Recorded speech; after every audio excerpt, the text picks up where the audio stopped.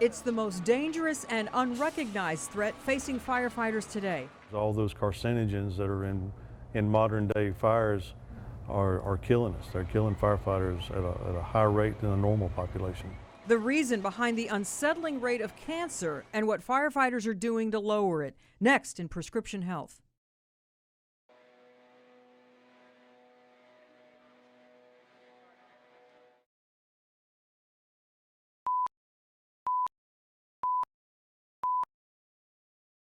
What?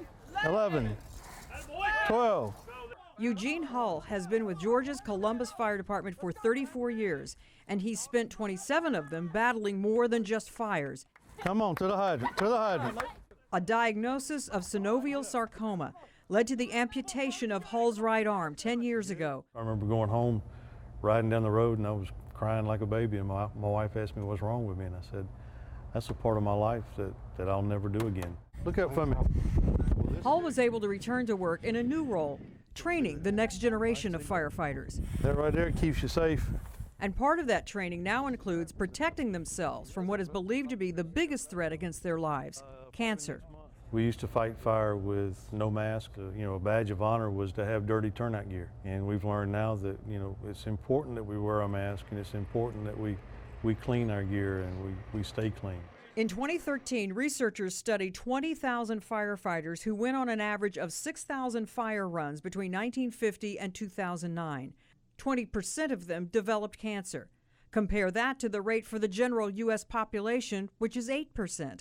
The most common firefighter cancers: prostate, lung, colorectal, and leukemia. Fires of today are different than they were 30 years ago. This video by the National Institute of Standards and Testing compares a modern-day room with synthetic furniture on the right to a room with wood and cotton furnishings on the left, similar to how homes were built 40 years ago. Burns a lot hotter, a lot quicker, and it gives off a lot more toxic smoke. Flame retardants alone double the amount of smoke. One study found that levels of flame retardant chemicals in a firefighter's blood were 3 times higher right after a fire. In this station you see the vents. Retired firefighter James Horn shows the innovative ways the City of Orlando Fire Department in Florida is reducing the potential risk of occupational cancer. When the alarm goes off, the ventilation system kicks on and removes the exhaust. The holes for the fire poles are covered to prevent diesel exhaust from drifting into the sleeping area. And each firefighter has more than one set of gear, which is thoroughly cleaned after every fire call. It keeps the dirty fire gear away from the living areas. Horn is proud and comforted by the extra precautions, even though it comes too late for him and his older brother Michael. They often worked the same shift and fought the same fires. And around the same time, 20 years ago, they both developed cancer. For Horn, sarcoma; Michael, malignant melanoma. His later spread from the lymph node to the brain, which ultimately, killed him. It's a story that has touched just about every fire department in America.